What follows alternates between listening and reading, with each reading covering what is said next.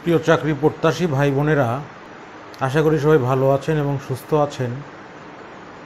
চাকরির বাজারের ঘাটতি বেশি কিছু কিছু জিনিসের আছে। প্রত্যেকটা পরীক্ষায় সেখান থেকে কিন্তু প্রশ্ন এসে থাকে। তো সেই জিনিসগুলো যদি আমরা একটু হ্যাবজ করতে পারি, আত্মস্থ করতে পারি, তাহলে কিন্তু আমাদের ওই বিষয়গুলোতে গণিতের মতো সলিড মার্ক পাওয়া সম্ভব। তো আমরা আজকে সেরকমই একটা বিষয় নিয়ে কথা বলবো। তো আমরা আর কথা না বাড়িয়ে চলে যাচ্ছি বাংলাদেশের সংবিধান।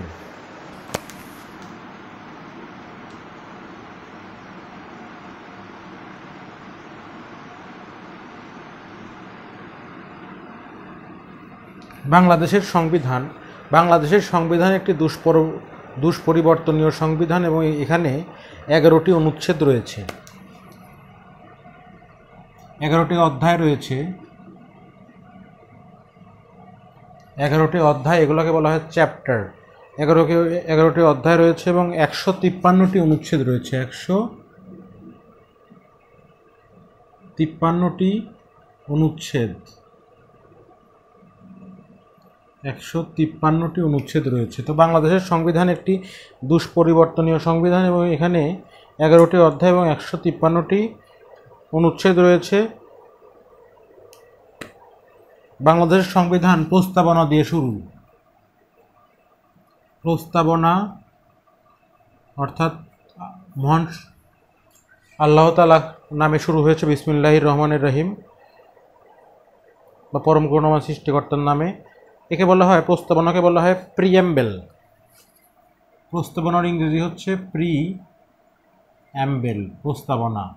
তাহলে 11টি অধ্যায়, 153টি হচ্ছে অনুচ্ছেদ, অনুচ্ছেদের ইংরেজি হচ্ছে আর্টিকেল। ঠিক আছে, মূল তথ্যগুলো কিন্তু জানতে হবে। বিসিএসের জন্য অত গভীরভাবে পড়ার দরকার নাই। অনেক মাস্টার আছে কি করে, বলে যে সব পড়তে হবে গভীরভাবে, বাংলা ইংরেজি যা আছে একদম ওইভাবে পড়লে কিন্তু আপনি বিসিএস ক্যাডার হতে পারবেন না। বিসিএস ক্যাডার হওয়ার জন্য আপনাকে বুঝতে হবে যে কোনটা পড়া লাগবে, কোনটা পড়া লাগবে না। ঠিক আছে, তো বাংলাদেশের সংবিধানের কিন্তু এই যে 153টা অনুচ্ছেদ আছে, 153টা অনুচ্ছেদ কিন্তু আমাদের মুখস্থ রাখতে হবে। এবং এই 153টা অনুচ্ছেদের মধ্যে কোন কোন পয়েন্ট কোন অনুচ্ছেদে আছে, কোন অধ্যায়ে কোন পয়েন্ট আছে মনে রাখতে হবে। গুরুত্বপূর্ণ কতগুলা জিনিস আছে মনে রাখতে হবে। তো আমরা আজকে প্রাথমিক ক্লাস, যেহেতু আমরা অধ্যায়গুলোর নাম জানতে হবে এবং অধ্যায়গুলোর বিষয় জানতে হবে। হ্যাঁ, অধ্যায়গুলোর নাম এবং অধ্যায়গুলোর বিষয়। তো দেখুন, প্রথমে আমরা অধ্যায়গুলো নাম জেনে নিই।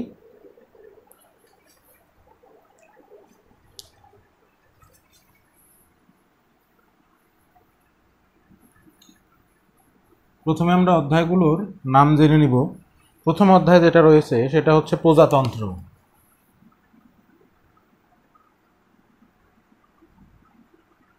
অধ্যায় 1, অধ্যায় 1-এর নাম প্রজাতন্ত্র। ঠিক আছে, এভাবে মনে রাখতে হবে। অধ্যায় 1-এর নাম কি? প্রজাতন্ত্র, অর্থাৎ গণপ্রজাতন্ত্রী বাংলাদেশ সরকার যেহেতু বাংলাদেশের নাম, সেহেতু এই অধ্যায় 1-এর নাম আপনি মনে রাখবেন প্রজাতন্ত্র। অধ্যায় 2, এটা হচ্ছে রাষ্ট্র পরিচালনার মূলনীতি। অধ্যায় 2, রাষ্ট্র পরিচালনার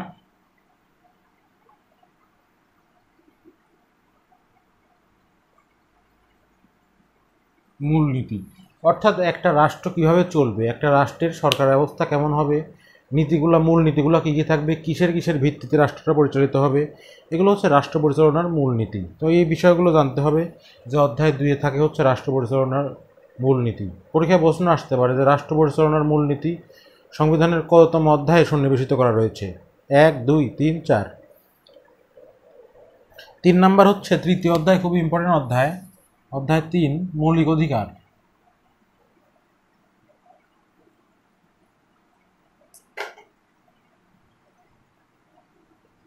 অধ্যায় 3 হচ্ছে মৌলিক অধিকার, অর্থাৎ আমাদের মৌলিক অধিকার নিয়ে জানতে হবে যে আমাদের খাদ্য, বস্ত্র, বাসস্থান, চিকিৎসা, শিক্ষা, 5টা মৌলিক অধিকার। তো এই 5টা মৌলিক অধিকারের বিষয়গুলো হচ্ছে অধ্যায় 3-এ অন্তর্ভুক্ত করা আছে। অধ্যায় 3 মানেই মৌলিক অধিকার মনে রাখতে হবে। আমাদের এই জিনিসগুলো প্রত্যেকদিন সকালে উঠে পড়তে হবে একটু করে, তাহলেই কিন্তু মুখস্থ হয়ে যাবে। অধ্যায় 4, নির্বাহী বিভাগ।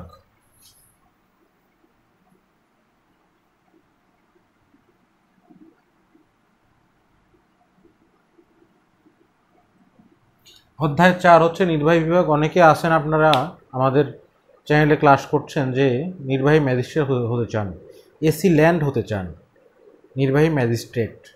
তো তাদের জন্য কিন্তু এই যে নির্বাহী বিভাগটা অবশ্যই জানতে হবে। আপনি সরকারের একটা মানে নির্বাহী বিভাগে যদি চাকরি করেন আর যদি আপনি নির্বাহী বিভাগে কী কী আছে বাংলাদেশ সংবিধানে তা না জানেন তাহলে কি হবে? তাহলে তো আপনার চাকরি করানোর যোগ্যতাই থাকলো না। সেই জন্য আপনাকে নির্বাহী বিভাগ সম্পর্কে জানতে হবে। এটা হচ্ছে অধ্যায় 4, ঠিক আছে? এই সংবিধান না জানলে তো আপনি সরকারি চাকরি কী করবেন? আপনি বিসিএস কি ঘোড়া ধরবেন বিসিএস ক্যাডার হয়ে? নাকি ঘোড়ার মাথায় চড়ে বেড়াবেন? অত সহজ না বিসিএসটা অত সহজ না। এর জন্য পরিশ্রম করতে হবে অনেকে, যে জিনিসগুলো মুখস্থ করতে হবে। জিনিসগুলো কিন্তু দরকারি জিনিস। আপনি যখন কোনো সরকারি অফিসে চাকরি করবেন, ধরুন আপনি এসি ল্যান্ড হলেন, আপনি পুলিশ কমিশনার হলেন, সহকারী পুলিশ কমিশনার, এএসপি, আপনি এই জিনিসগুলো জানেন না, তাহলে পরে নির্বাহী বিভাগ কী চালাবেন? এগুলোই তো আইন। সংবিধান হচ্ছে সবচেয়ে বড় আইন বাংলাদেশের। তো পঞ্চম অধ্যায়ে আছে হচ্ছে আমাদের আইনসভা।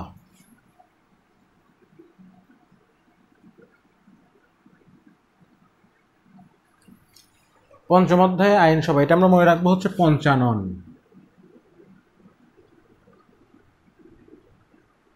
দেখুন ৫ মানে আইন। এগুলো কিন্তু আমরা ওই যে আরিফ রহমান বা বিভিন্ন জনের বই আছে, অনেকের চটি বই আছে, অনেকের পকেট, আমরা ওইভাবে পড়বো না। আমরা এক্সট্রা অর্ডিনারি স্টাইলে আমরা পড়তে চাই এবং সেই আলোকেই কিন্তু আমরা আস্তে আস্তে তৈরি হচ্ছি। পঞ্চানন। ৩ মানবাধিকার, ৪ নির্বাহী, ২ বলুন রাষ্ট্রপরিচালনার মূলনীতি, ১ প্রজাতন্ত্র। এই তো বিশেষ ক্যাডার হয়ে যাবেন আস্তে আস্তে। আমাদের চ্যানেলের সঙ্গে থাকতে হবে। ষষ্ঠ অধ্যায় হচ্ছে বিচার বিভাগ।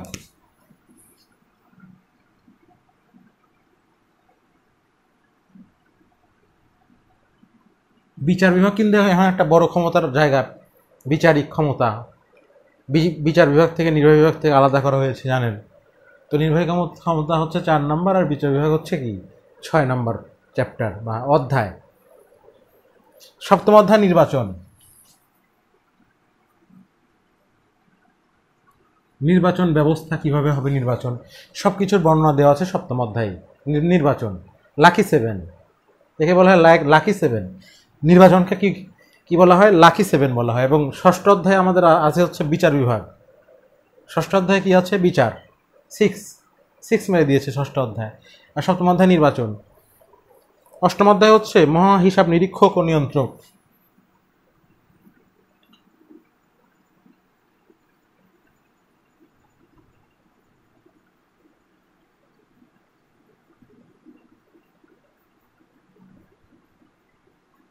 মহা হিসাব নিরীক্ষক ও নিয়ন্ত্রক অনেক সময় অষ্টম গ্রেডের চাকরি বলা হয়। অষ্টম গ্রেড আপনি মাঝে মাঝে সার্কুলার দেখবেন, জব সার্কুলার, যে এখানে আছে যে মহা হিসাব নিরীক্ষক ও কি নিয়ন্ত্রক এর কার্যালয়ের চাকরি, বা আপনি হয়ে যেতে পারেন এক পর্যায়ে। আমার যারা স্টুডেন্ট আছেন তাদের মধ্যে থেকে অনেকে দেখা গেল মহা হিসাব নিরীক্ষক হয়ে গেছেন। তখন চিনবেন না স্যারকে, তখন তো স্যারকে চিনতে হবে। তো দেখুন অষ্টম অধ্যায় হচ্ছে মহা হিসাব নিরীক্ষক এবং নিয়ন্ত্রক, অষ্টম গ্রেড মনে রাখবেন। নবম অধ্যায় আমাদের আছে হচ্ছে বাংলাদেশের সংবিধান, বাংলাদেশের কর্মবিভাগ।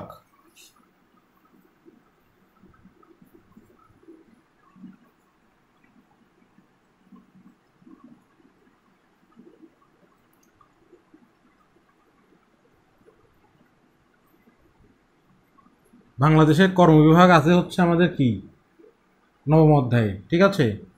বাংলাদেশের কর্ম, নবমে কর্ম, নয় কর্ম 10 ফল, একটা প্রবাদ আছে কিন্তু, 9 কর্ম 10 ফল, ঠিক আছে? এই যে 9 হচ্ছে কর্মবিভাগ। 11 নম্বরটা কি আছে? 10 নম্বর হচ্ছে সংবিধান সংশোধন। আমরা এখানেই লিখি 10 হচ্ছে সংবিধান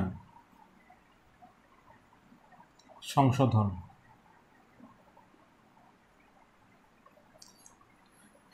অনেক সময় অনেকেই আমাদের সংবিধান সংশোধন করেছে এবং পরবর্তীতে তাদেরকে দোষ দেওয়া হয়েছে, কিন্তু যে 10 কি দোষ, মানে সংবিধান সংশোধনের যে দোষ, 10 দোষ।